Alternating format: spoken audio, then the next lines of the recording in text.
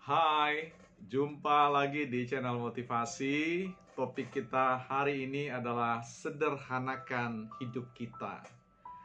Lawan dari kata sederhana tentu bisa berarti kerumitan, ya, bisa berarti kesibukan, bisa berarti kepadatan, dan banyak sekali pengertian-pengertian yang semakna dengan hal tersebut. Ketika kita bicara tentang konteks kesederhanaan, itu berarti kita sedang melakukan kerja-kerja apa yang disebut dengan membangun sebuah keseimbangan hidup di dalam perjalanan kita menikmati hari demi hari. Baik itu di pekerjaan, baik itu pada tanggung jawab pendidikan, juga dalam tanggung jawab keseharian di rumah kita, dimanapun itu. Bicara tentang kesederhanaan itu merupakan sebuah seni menata kehidupan untuk melakukan segala sesuatu serba terukur, serba dinilai apakah yang kita lakukan itu memberikan dampak yang baik, menguatkan diri kita, dan bukan justru sebaliknya melemahkan apa yang sedang ingin kita capai.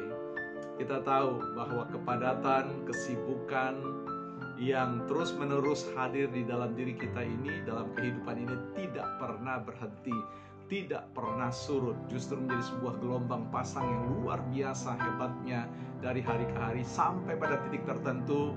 Kesibukan, kepadatan aktivitas, dan banyak hal itu membuat kita tidak berdaya. Nah, teman-teman, kita bicara tentang memaknai arti kesederhanaan itu sebenarnya sederhana sekali, ya. Artinya ketika kita melaksanakan kegiatan kita dan kemudian kita merasakan bahwa apa yang kita kerjakan itu memberikan stressing atau penekanan atau tekanan yang kemudian membuat kita merasa sedang terpenjara atau terperangkap dalam sebuah aktivitas yang tidak membuat kita merasa happy, merasa senang, maka sebenarnya kita sudah ada pada sebuah lintasan yang disebut dengan kerumitan hidup. Mari kita belajar makna kesederhanaan itu dalam refleksi terkait dengan apa yang disebut dengan manajemen kayu bakar. Dulu waktu saya tumbuh besar di Kalimantan, di mana dulu kami tidak menggunakan katakanlah kompor yang gas sampai yang sebagaimana dipakai pada hari-hari ini. Dulu kami masak dengan kayu bakar, dan di situ saya belajar tentang arti kesederhanaan. Ketika kita memasak dengan memasukkan kayu yang begitu banyak, maka yang terjadi adalah api bukan semakin membara, tetapi dia meredup, bahkan bisa padam. Bahkan ketika kita masukkan terus, maka nyaris tidak ada ruang di mana api bisa berkobar. Itu menjelaskan kepada kita bahwa semakin banyak kegiatan yang kita lakukan dari hari ke hari hanya karena kita merasa bahwa kita tampak seperti orang yang sibuk, tampak seperti orang yang sangat dibutuhkan, tampak seperti orang yang katakanlah ingin disebut sebagai orang yang ter itu, maka sesungguhnya tanpa kita sadari daya hidup kita, ya, spirit kita lama-kelamaan meredup dan pada akhirnya padam. Kesederhanaan membawa kita sebuah pengertian yang disebut dengan kata cukup. Ya, kita harus cukup menakar apa yang kita inginkan dalam hidup ini.